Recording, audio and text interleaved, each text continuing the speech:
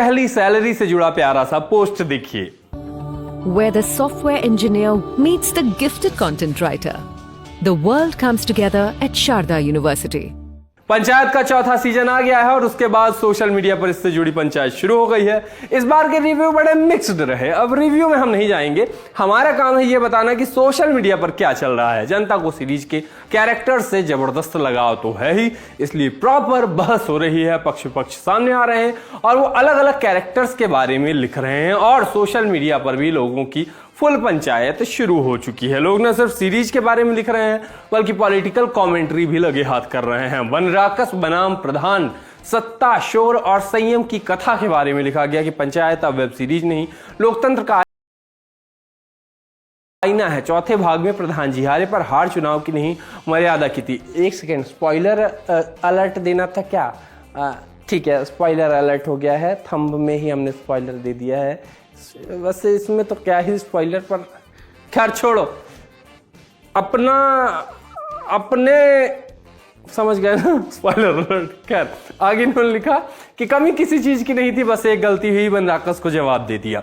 जिस दिन सचिव ने बनराकस की बीवी की चप्पल उठाई और मंजू देवी से झोटा झांटी की, उसी दिन बनराकस जीत गया था। क्योंकि बनराकस एक व्यक्ति नहीं, एक प्रवृत्ति है जो शोर मचाकर खुद को सच दिखाता है, काम नहीं करता, बस आरोप गढ़ता है। और जैसे ही प्रधान उसकी बकलोली में उलझता है, सत्ता डगमगाने लगती है। आगे दावा किया गया कि हर सत्ता के पास खोने को बहुत कुछ होता है, पर बनराकस के पास नहीं। वो कुछ भी कह सकता है क्योंकि उसकी भूमिका ही विरोध की है। हर गांव, हर चुनाव में एक बनराकस होता है और समझदार प्रधान उसको बस देखकर मुस्कुरा देता है, क्योंकि जवाब देने का मतलब है उसके जाल में फंस जाना। टिप भी बताई गई कि सच्चा प्रधान वही है जो शोर के जवाब में मौन रखता है, जो कीचड़ पर कमल बनकर खिलता है, जो कहता है भाई साहब भूषण जी तो मेरे बड़े भाई हैं। और यही मौन बनराकस की सबसे बड़ी हार है। दावे हुए कि अगर आप किसी रूप में प्रधान हैं और बनराकस पीछे पड़ा है तो बस चुप रहिए, मुस्कुराइए। जवाब देने का मतलब है उसी की चाल में फंसना। शोर में नहीं, मौन में ताकत होती है। बोलिए प्रेम से, जय फुलेरा, जय भारत। लिखा गया इस बार पंचायत में बनराकस प्रधानी का चुनाव जीत गया, मगर दिल जीता विनोद ने, जब उसने कहा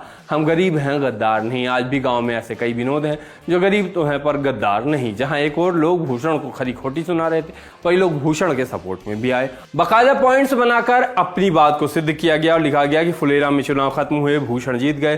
स्क्रीन पर भूषण विलन लग सकते हैं, लेकिन अगर निष्पक्ष नजर से देखें तो पुराने नए प्रधान में काफी अंतर है। पहला पॉइंट कि भूषण भैया गरीबों और वंचितों के करीब हैं, इसलिए उनके साथ विनोद माधव जैसे लोग दिखते हैं, जबकि प्रधान जी के साथ अमीर और सरकारी नौकरी वाले। दूसरा पॉइंट कि भूषण सस्ती खैनी खाते हैं, प्रधान जी शराब के शौकीन हैं और व्हाट्सएप पर हाय भेजते रहते हैं। तीसरा पॉइंट, भूषण पत्नी क्रांति का सम्मान करते हैं, जबकि प्रधान जी कई बार मंजू देवी पर चिल्लाते दिखते हैं। चौथा पॉइंट लिखा कि भूषण भैया राजनीति में माहिर है, विधायक से भी अच्छे संबंध रखते हैं, जबकि प्रधान जी स्पष्टवादी हैं लेकिन कूटनीति की कमी है। पांचवा पॉइंट लिखा गया कि ट्रांसफार्मर फूका तो भूषण ने बिना अनुमति जनरेटर लगवाए, जबकि प्रधान जी ने बाद में वही आइडिया कॉपी किया।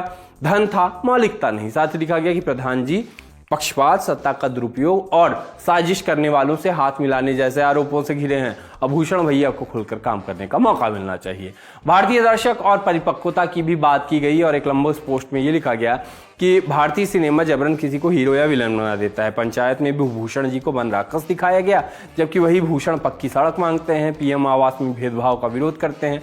आगे लिखा गया कि जो सचिव अपने कर्तव्य को छोड़कर सत्ता की सेवा में लगा है वही हीरो बना दिया गया। सच यह है कि हमें और हमारे सिनेमा को अब भी परिपक्व होना बाकी है।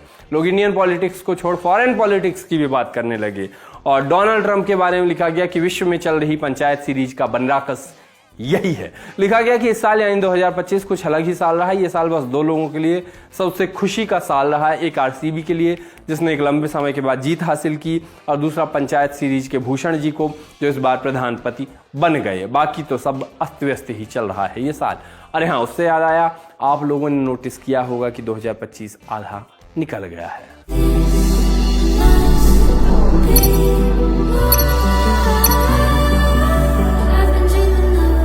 कोई इंसान जब कुछ अच्छा करता है तो खुद को रिवॉर्ड देता है ताकि वो अच्छा करने का क्रम चलता रहे। ऐसा ही एक ट्रीट एक यूजर ने, मतलब रेडिट यूजर ने खुद को दिया। रेडिट पर चाउमीन, मंचूरियन और सॉफ्ट ड्रिंक की तस्वीर लगा के लिखा कि अपना 2 किलो वजन कम करने के लिए खुद को ट्रीट दे रहा हूं। एक कमेंट आया कि मैं भी अपनी फाइनेंशियल सेविंग्स ज्यादा शॉपिंग करके करता हूं। एक और यूजर ने लिखा कि भाई ने वेट लॉस किया ताकि वेट गेन कर सके। एक कमेंट बेहद गंभीरता के साथ लिखा गया कि 2-3 किलो का वजन उतार चढ़ाव ये हो सकता है, सामान्य है। हो सकता है कि आपने वजन घटाया हो लेकिन गलत चीजें खा के फिर बढ़ा पर पोस्ट कर रहे हैं और सोशल मीडिया तक कोई मुद्दा पहुंच ही गया है तो उस पर बहुत ऑब्वियस है कि मीम भी बनेंगे। वही हुआ। आज के दिन सबसे ज्यादा मीम्स डॉक्टर्स की हैंडराइटिंग पर बने। यूजर्स ने ये फोटो शेयर करके कैप्शन दिया, एक बुद्धिमान डॉक्टर ने एक बार कहा था। बेसिकली डॉक्टर की हैंडराइटिंग से कुछ समझ नहीं आ रहा था, ये कहना है यूजर का। होम्योपैथी के डॉक्टर्स का मजाक बनाते हुए मुन्ना भाई MBBS का ये सीन शेयर किया गया कि तू डॉक्टर है ना। इसी तरह डेंटिस्ट डॉक्टर नहीं होते वाली डिबेट भी फिर एक बार दिखी। गूगल को भी डॉक्टर्स के सदर थाना जमुई के सिकरिया गांव का है। 24 साल की आयुषी कुमारी अपने पति और बच्चे को छोड़ प्रेमी भतीजे सचिन के साथ घर से फरार हो गई और मंदिर में शादी रचा ली। गांव के मंदिर में ही भतीजे ने चाची की मांग में सिंदूर भरी और शादी संपन्न हुई।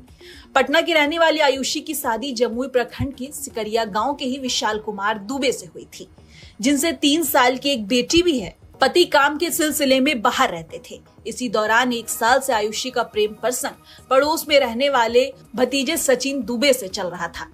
पड़ोस में रहने के कारण आयुषी और सचिन के बीच नजदीकियां बढ़ती चली गई। सचिन का अपने चाचा विकास के घर आना जाना रहता था। फिर दोनों के बीच मोबाइल पर बातचीत होने लगी। बातचीत के दौरान चाची और भतीजे एक दूसरे से इतने नजदीक हो गए कि घर में विवाद होने लगा। इस नजदीकी से आयुषी के पति नाराज रहते थे। आयुषी के पति को ये रिश्ता मंजूर नहीं था। जब पति ने विरोध किया तो आयुषी प्रेमी भतीजे के साथ फरार हो गई। आयुषी कब से प्यार था इससे? 2 साल से। कैसे प्यार हुआ था, कैसे दोस्ती हुई?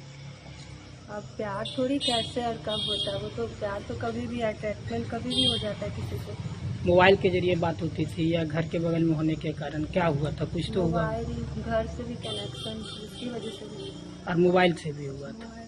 तब कौन लगता है रिश्ते में? तो आपका कुछ लगता है कौन है रिश्ते में? रिश्ते में मेरे हस्बैंड है, उससे ज्यादा मेरे को अभी हस्बैंड बने, पहले क्या? पहले भी मेरे हस्बैंड थे। सुनने में आ रहा है कि आप इनकी जो चाची आप थी। जो आप सुने शायद वही सच होगा। चाची ही थी। हाँ तो अपने भतीजे पे दिल आ गया आपका? बस। तो अब जो आपके पहले पति थे उनको छोड़ दिए हैं? डिवोर्स दे दिए। डाइवोर्स हो गया आपकी? अब इनके साथ रहना है। कोई तरह का गिला शिकवा तो नहीं है आपको? कोई गिला शिकवा नहीं है। अब इनके साथ जीवन भर रहेंगे ना? हाँ। फिर कहीं वापस तो नहीं चले जाएंगे वो अपने पति के पास? वो फालतू काम हम नहीं करते। एक बच्चा भी था आपका। फालतू काम मेरा पहला पति किया, हमने एक औरत के साथ। हर औरत एक जैसी नहीं होती है। क्या किया था आपके साथ? अत्याचार किया था। तब किसी से किसी को दिल लगा होता है, कैसे फालतू का किसी को दिल लगा होता है। मतलब अत्याचार के बाद आप दिल लगा लिए अपने भतीजे से? बस। हाँ। अरे वो अपना बच्चा को क्या कीजिएगा? वो वहाँ लिखा हुआ है कोर्ट में। क्या? इतना आप लोग को सफाई नहीं ना दे सकते। नहीं, फिर भी क्या आप क्या चाहते हैं? अपने बच्चे को ले जाना चाहते हैं? क्या चाहते हैं आप? मेरा बच्चा बायोलॉजिकल जो फादर है उसी के पास रहेगी। आप पे आपका उन पर अधिकार नहीं होगा? नहीं, कोई अधिकार मेरा नहीं है। अब अच्छा, पहली शादी कब हुई थी आपकी? 2021 में। और 4 साल बाद फिर दूसरा शादी कर रहे हैं।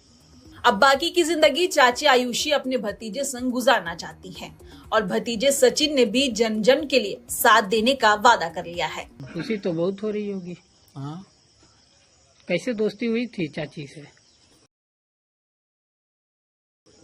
फोन से, घर से। फोन से भी मुलाकात हुई थी। तो पहले भी कुछ मामला हुआ था, थाने तक मामला पहुंच गया था।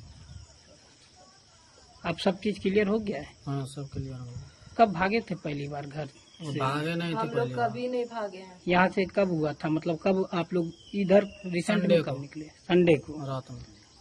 और आज शादी हो गई। गांव के ही मंदिर में शादी हो रही है। तब इनको जीवन भर साथ रखना है। के हस्बैंड से भी कभी बातचीत हुआ होगा इस मामले में? नहीं। वो भी आपके शादी कराने के लिए इच्छुक थे, वो शादी करा रहे हैं यहाँ गांव के में? हम नहीं जानते हैं, कोई कांटेक्ट उससे नहीं था। पसंद आई और शादी कर ली। ये मामला थाना से कोर्ट तक पहुंच गया। आयुषी के पति ने उससे तलाक लेने का फैसला किया। वो आयुषी को आजाद कर चुके हैं, पर 3 साल की बेटी का जिक्र करते हुए रो पड़ते हैं। वो 2 साल से तो उससे हम परेशान थे। उस लड़के से क्या तालमेल था नहीं था। 2-3 बार तो ऐसा हो चुका है मेरे साथ। अब जहाँ लड़की को अच्छा लगे, जहाँ खुशी उसको मिले, वो अपना उसके साथ जीवन आज उसको आप छोड़ दिए, जाने जी की दिए, छोड़ दिया। खुशी से उसकी शादी भी करवा दी। कोई दिक्कत नहीं है, कोई आपत्ति नहीं है मुझे। जहाँ लड़की खुश है कोई बात नहीं है। अगर दोबारा वो आ जाए आपके पास, नहीं तो दोबारा तो नहीं ना रख सकते हैं फिर। क्या कोर्ट से हो गया डाइवोर्स? हाँ मेचुअर डाइवोर्स हो चुका है। डाइवोर्स की प्रक्रिया हाँ, प्रक्रिया है। अब प्रक्रिया से पहले वो शादी कर ली है, अब तो इसमें तो हम कुछ अब तो नहीं कर सकते हैं। अब पूरे तरीके से आप उसको आजाद कर दिए? जी पूरे तरीके से उसको हमने आजाद कर दिया कि जहाँ वो रहे वो अपना खुश रहे, मुझे कोई आपत्ति नहीं है। कोई आपत्ति? कोई आपत्ति नहीं है। अच्छा, कितने दिनों से ये प्यार प्रसंग चल रहा ये था? हमको लगता है क्या कम से कम तो साल भर, 1 ईयर तो होगा जरूर। वो गांव का ही लड़का था? हाँ क्या गाँव था का, वो? वो मेरा भतीजा है। अच्छा, भतीजे से वो शादी जी कर दी। जी जी भतीजे से वो अपना शादी कर ली।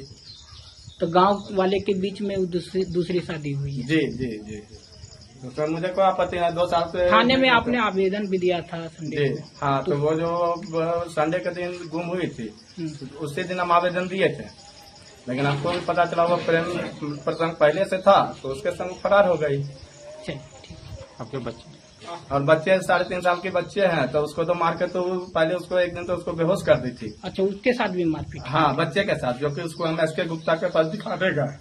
जब दिखा के तो इधर 1.5 किलो दूध था, वो सारा दूध पी ली बच्चे का।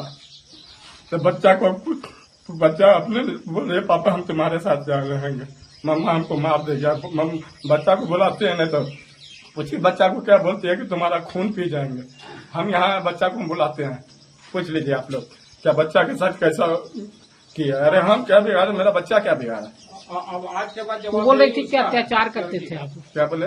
वो अत्याचार करने का आरोप लगा रही थी आप पे? क्या चीज का अत्याचार? मारपीट करते थे ऐसे? उसको मार पाएंगे हम लोग? घर में न हम रहते हैं न